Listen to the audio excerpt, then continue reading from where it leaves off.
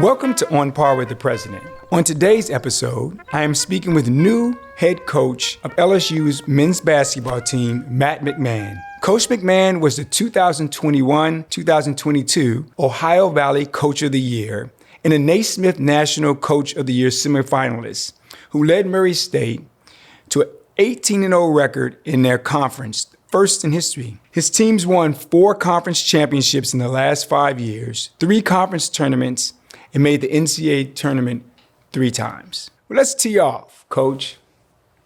Growing up, when did you first start playing sports, and what sports did you play? As far back as I can remember, I was really lucky. I grew up in a small town, Oak Ridge, Tennessee, but it's a great sports town. And my dad was a college athlete, so he got me started right away.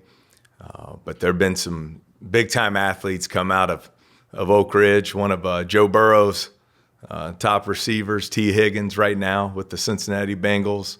I grew up watching Jennifer Azzi, who was on the 1996 gold medal Olympic team for representing the USA in women's basketball. So just my high school teammates, point guard, ended up being a starting defensive back at Florida. Another one of the guards with us was a starting tailback at Alabama. So it's just a great sports town where you grow up playing a little bit of everything. For me, it was basketball and soccer. My senior year in high school, I was 155 pounds, so football wasn't really in the equation for me. But really fortunate, had great coaches in our hometown, very passionate about sports. So, Coach, when did you start with hoops? When did you get into the game? I mean, how did that start for you? Right away, growing up, going to all the camps. I've told the story. It's ironic, ending up here at LSU. I grew up doing the Pistol Pete homework basketball videos in the driveway, and just fell in love with the game. And was very fortunate to have coaches who pushed us, encouraged us, challenged us to really follow our passion. And for me, that was the game of basketball. Well, Coach, since you've been here, you had a really fast start, and I've been very impressed. What have you learned about the culture of Louisiana that you might apply in the program? Well, that was part of the draw for me to LSU, is that there is a unique and different culture here in Louisiana. And I think as in your position, as you're making hires, you're looking for the right cultural fit for the university. The coaches are no different. I was looking for the right fit for me and my family. And LSU represents all of those things. I think you see the passion and the pride of the fan base across the state, the love of family, which is number one for me, and of course the love of winning and competition. And so I think there are a lot of similarities in the culture we want to build in our basketball program here in the great state of Louisiana. Well, Coach, you've had a lot of success in your professional career, and a lot of that depends on the student athlete. How do you motivate the young men that you work with in your program? I think it just starts with time investment. You have to invest in people and build genuine relationships. And I think that comes through just energy and effort and care and time to establish those relationships to where then you can challenge young people to hopefully become the best they're capable of being. That's in the classroom, that's on the basketball court, that's in life. And so I think it has to start there with the ability to build those genuine relationships. I can tell you're a relationship person. I popped into one of your open scrimmages, and you could just see the energy and the passion and the way everybody's talking to each other. It's very exciting. Let me ask you about this, because everybody's going to want to know, and I'm pretty sure you've been asked this before, but I don't know. What characteristics do you look for in a player to succeed on the court? And I know everyone's going to say, the best player you probably had was Ja Morant. So if you're looking for that next person of that standing, what do you look for? It's a great question. One, we're always studying and trying to improve upon our evaluation ability. Ja Morant, basketball genius. He's a once-in-a-lifetime type player. But I've learned a lot through the opportunity to coach him and recruit him. So many times we get caught up in social media and recruiting rankings and how many stars does a player have next to their name. I think we can all walk into the gym and see who can play and who has talent and who has basketball skill. We're trying to look for some other separators, competitive spirit. What kind of teammate are they? Do they make a positive impact on the people around them? What kind of toughness do they have? How driven are they to become the best player they're capable of being? I think all of those things, while hard to measure and evaluate, have a greater determination on outcomes of players in the long run. And so just trying to be as detailed and thorough as we can to get to the heart of who that player is as a person is critical for us. Well, you mentioned measuring, which is I'm a scientist, so we love to measure things. But is this more art or science? How are you figuring this out about a young person? Because you only have so many slots on the team. How do you make that call that that's the guy? And I think people really are curious about that because, we have rating systems and all kinds of things. And I'm sure you've thought about rating systems, but I know it's got to be more than just some external rating system is determining who you want to go after. Some of it is certainly, it when you see it. Hey, that's our kind of guy. That's who we want in our program. But I think it's just a mix of the art and science. You're having to try to establish a way that we can have a detailed evaluation process that allows us to compare players and the traits that we think are most important. And so for us, we create our own system. We have our core values that I know you and I have talked about before. Well, we need to factor those core values in when we're recruiting and evaluating players. If they don't fit those core values, hard work, unselfishness, toughness, accountability, then we're crazy if we think we're going to get them here and just completely change a human. So we have different factors that we would go through and evaluate and rate and try to establish who we think are the best fits for LSU. Outstanding. Coach, you often talk about controlling what you could control. What does that mean for a basketball player or a student athlete on or off the court? I think my job as the head coach in our program is to provide simplicity in what we do, clarity, that there's never any questions there, and then intentionality, how we go about doing what we do. And so for us, very simple. When you roll out of that bed every morning, there are three things that you're going to control that day: your mindset, your effort, and then your actions. And so we try to focus on those things. What I love about those, they require zero talent, zero ability, zero skill. Those are essentially choices that we get to make each day, but they also have the greatest return on our investment each day. And so we try to really establish a culture where we're going to control the things that we can control.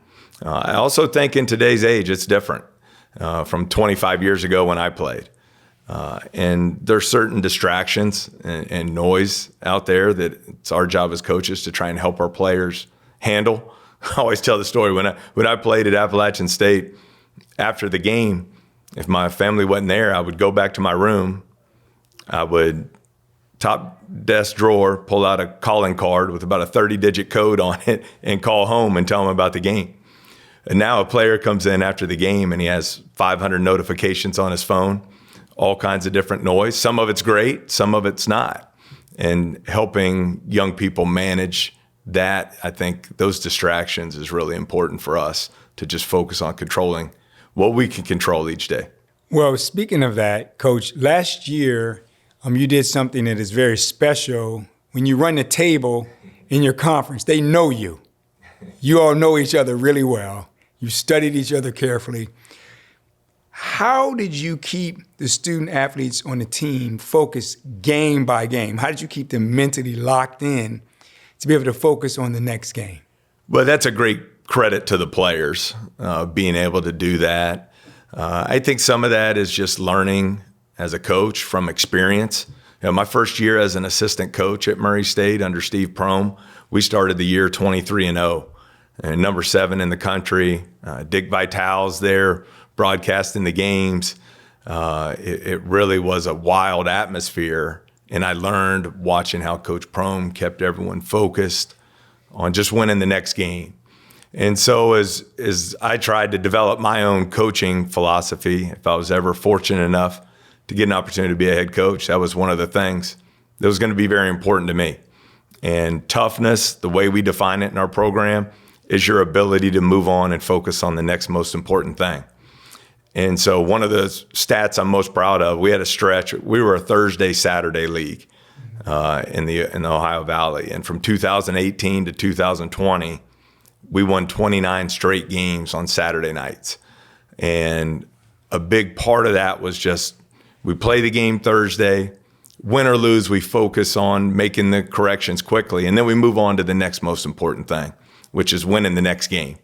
And so, fortunately for us, we had great players who bought into that and just stayed focused on the task at hand, which is a lot easier said than done, especially when you're trying to do something historic like that. I mean, we ended up winning our conference tournament, and I think it was the 9th team in the last 3 decades of college basketball to go 20-0 in league play. So that's all about the players.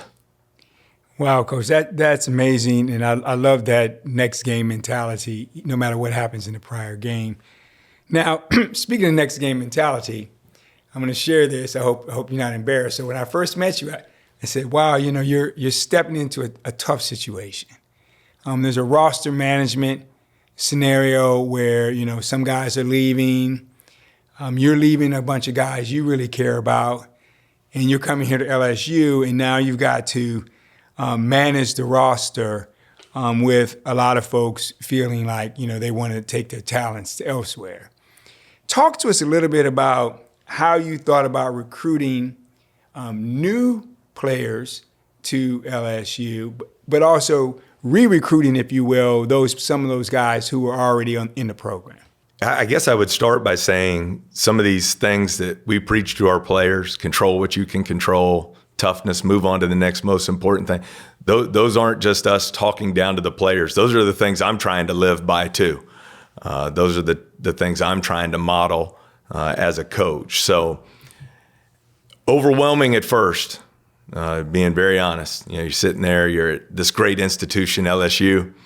It's about April 1st, and you have 0 players on the roster. You're entering the SEC, the Southeastern Conference.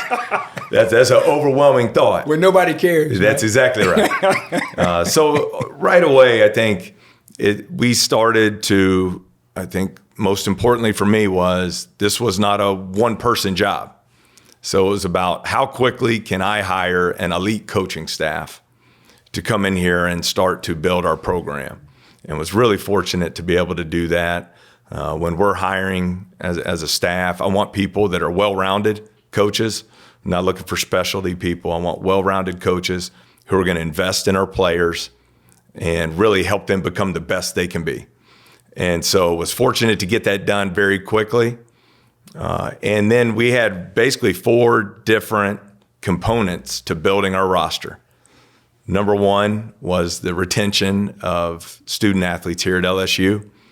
And I've just been so impressed with Imwani Wilkinson, Justice Williams, and Adam Miller. So appreciative and thankful of their buy-in to our coaching staff and what we want to build here. That was phase 1. Phase 2 was we were fortunate. 3 of the players from Murray State that had the privilege to coach there who went into the portal wanted to follow us here to LSU. And then the 3rd component was the transfer portal. And when you're trying to build a roster from 0, you have to balance your classes. You're also trying to balance your positional needs. And we were able to use the portal to sign 3 players who have 2 years college experience and 3 years eligibility remaining. And then the final piece is it's one of the many reasons I'm here. I think you can recruit the best players in America coming out of high school at LSU. And so we went to work immediately on trying to sign the best available high school talent in the country. And I was really excited with where we were able to land there. And with the roster we were able to put together in about a 47-day window. Well, Coach, I'm going to say, I'm no expert in college basketball. I'm a consumer like a lot of folks, but I did get the chance to see some of those young people play, and they are very talented and really seem to have a joy for the game. And it's exciting as the president to say, job well done, and look forward to seeing them out there. Now, that said, did you have any special places that you brought your recruits? Everybody's got to see something at LSU. What did you figure that sort of the geography of opportunity with respect to recruits and where you might want to bring them? No, there's several. I think for me as a diehard college sports fan, walking the player or student athlete and their families out onto the field at Tiger Stadium is certainly a highlight of the visit. You have to go by and see Mike the Tiger. I mean, it's one of the greatest traditions in all of sports. I still can't believe we have a live tiger that lives right by the Pete Maravich Center. And then just the practice facility and just that players going to have the opportunity to work in there 24/7, 365 days a year. And of course, for me, I think it never gets old walking by those statues outside the arena. Bob Pettit, first NBA MVP in the history of basketball. Obviously, Shaquille O'Neal, and now most recently, Pistol Pete Maravich. Three of the top 50 players in the NBA at the 50-year anniversary, three of the top 75 at 75. Just speaks to the great tradition here in the history of the basketball program at LSU. Well, Coach, over the years, both at Murray State and then now here at LSU, you work with these student athletes. What do you hope for once they leave your tutelage, when they graduate? Well, I think you want them obviously to have great opportunities when they leave, whether that's the NBA, other professional basketball leagues, the business world. You want them to have those opportunities, but more importantly, you hope you've prepared them to be successful in those opportunities. And so I think if we can do anything as a coaching staff, it's invest more time, energy, effort, and care into helping our players max out the unbelievable opportunities that they're going to have being a student athlete at LSU. And that's on the court. That's in the classroom. That's this new NIL world that we're in. That's in the community on campus. And so you hope you're preparing young men to go out and be successful in their chosen line of work, but also to be great citizens in their community, great fathers, great husbands. That's the ultimate goal for us as coaches. How do you view the graduate of your program, or the alums? Do they play a role in any way in the program after they finished? Well, I think it's huge. I think it starts in the recruiting process. Recruits want to see that there's a model, a blueprint, so to speak, in place for them to get to where they aspire to go. And some of those players I've mentioned, all the NBA talent that's come through this LSU program, having Tasman Mitchell on our coaching staff, who was on the 2006 Final Four team, the third all-time leading scorer in the history of the school. They see that there's a pathway to get to where they want to go. But then I think what you're trying to create, what we're going to invest a lot of time as a coaching staff, is this brotherhood, this camaraderie that comes and a pride in the LSU program from all the former players. And I think where we sometimes miss the boat in college athletics is everybody knows about Ja Morant. Everybody knows about Shaq. I think sometimes we fail to tell the stories of the people who made it outside of professional sports. You think of a Collis Temple and what he means to the LSU program and the success that he's had and the generational impact he's made. I just sent a picture to our players this morning, 7 a.m. In the practice facility is Garrett Temple. He's entering his 14th year in the NBA. He's the vice president of the NBA Players Association. All these career earnings, and 7 a.m. on a Tuesday in August, he's in the practice facility working on his game, still striving to get better and prepare for season number 14 in the NBA. So I think all those examples and stories that we can tell make a huge impact on our players. They make a huge impact on recruiting. Outstanding. That is a great example. He is a hardworking fellow in business and in basketball. Very impressive young man. You mentioned in the press conference the word joy. And that sticks out. Often you don't hear coaches talk about joy. We tend, to hear about accountability, working hard. But you mentioned joy. And I'm curious, what brings you joy? And then how do you help other people or motivate others in your program to think about and find joy in what they do? There's a lot of history behind that. I think when I first started out as a head coach, our first core value was character. And I was 2 years in, and I really wasn't enjoying it. I had worked my whole life. I'd been a 15-year assistant to get an opportunity to be a head coach. And I wasn't finding the joy in it at all. It was miserable, quite frankly. And so we took character off. That's the price of admission. If you don't have character, you're not going to be a part of the organization anyway. And made joy one of the core values of the program. And it's really just a life reflection for me. This is a once-in-a-lifetime opportunity. Sitting here visiting with the president of LSU, getting to coach at LSU. It was a once-in-a-lifetime opportunity for me to coach at Murray State. I want to take advantage of that. There should be a lot of fun in that. And I think it gets lost sometimes in the business of college athletics today, and the pursuit of the NBA dream and so forth. Doesn't mean you can't enjoy the journey along the way. And so what brings me great joy is seeing these moments of celebration for your players. I think back to, we won a game at Memphis this year in the FedEx Forum. KJ Williams, who has joined us here at LSU, he had 75 members of his family and friends there from Cleveland, Mississippi, and they all take a group photo in the stands of the FedEx Forum. And just the joy that photo will bring that family for generations to come means a lot to me. There's a picture from Ja Morant's freshman year when we won the championship, OVC championship, to go to the NCAA tournament, and his dad is picking him up off the court and lifting him into the stands to celebrate. Those moments are really why you coach. And then one, I think, graduation day. As a coach, that's one of the best days of the year. Seeing that joy and the pride on the families' faces as they see their son walk across that stage and shake your hand. Oftentimes, being a first-generation college graduate, it's what it's all about. And so I know you have to win. We have to win to keep this platform, but it's an incredible platform to make an impact on people. Wow, Coach, that's awesome. I do have a hard question for you because you're a humble man. You don't toot your own horn. So this might be tough for you. So I'm getting you ready. But if you had to explain to someone what sets you apart as a coach, how would you go about doing that? What would you say?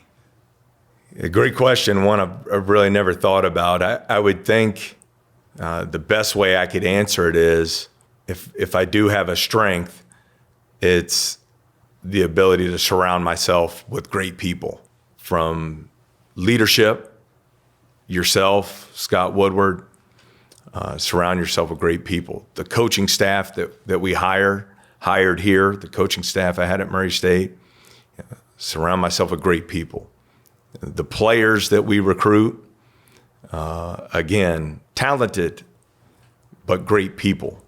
And so I think by being able to find the ability to get the right people around me, I have many weaknesses, many flaws.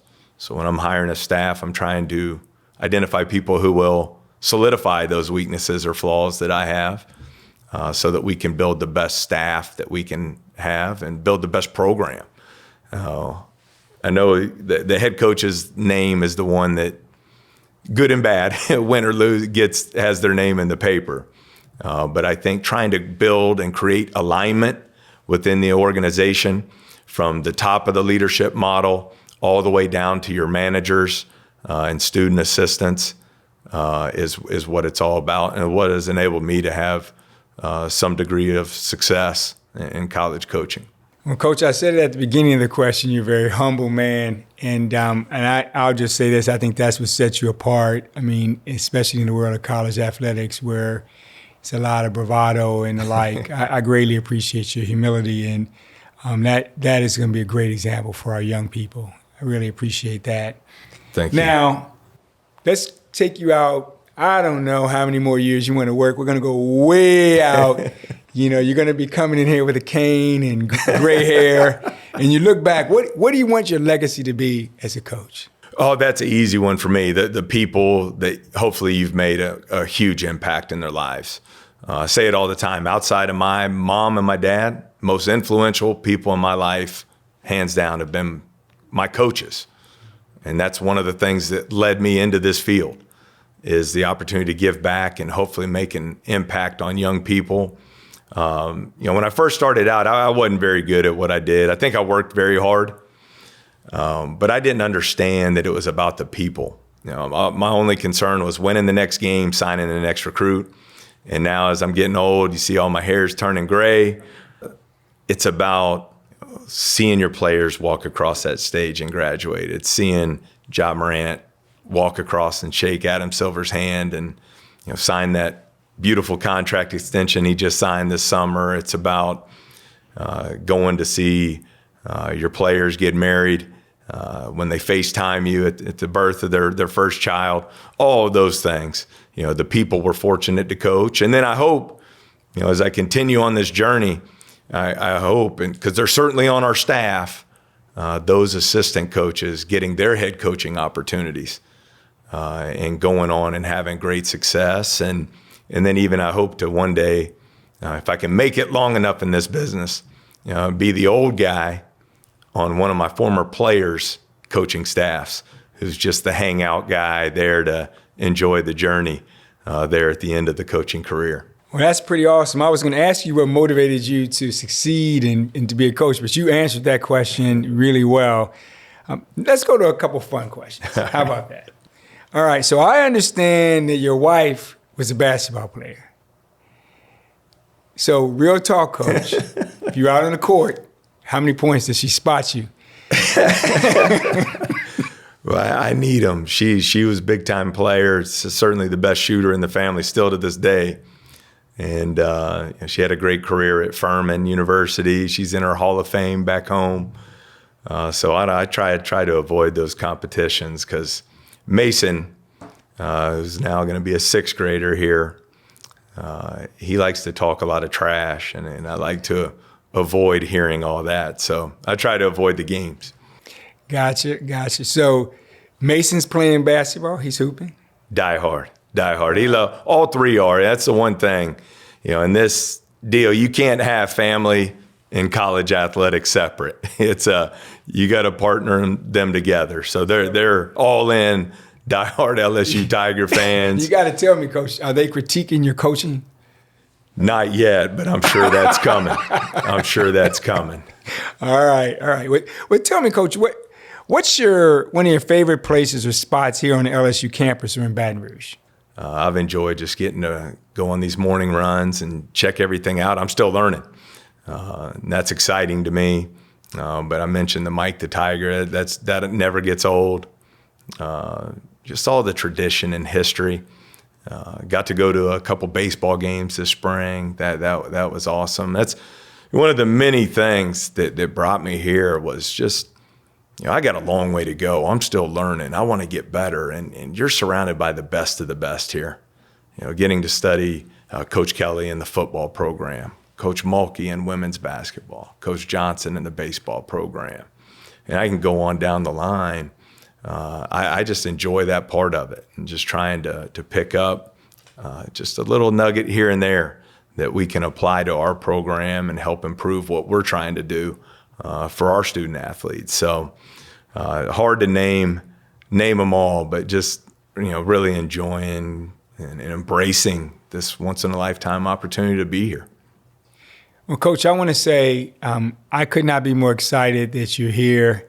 I think you are the right person for this job, and I know you're going to do great things with the young people who you've been entrusted with, and I look forward to supporting you and the team this year and in out years. Just an exciting time, and I'm thankful for your presence, and thank you for being on the podcast. You represent the very best of college basketball. And so as a true LSU Tiger here, I'm just pumped to see our young people grow and develop under your leadership. Well, thank you so much, President Tate. Thanks for having me on the podcast. But more importantly, thank you for the opportunity, to be here at LSU, to work with you and have the opportunity to build something special with this great basketball program that we've been entrusted to take care of for many years to come.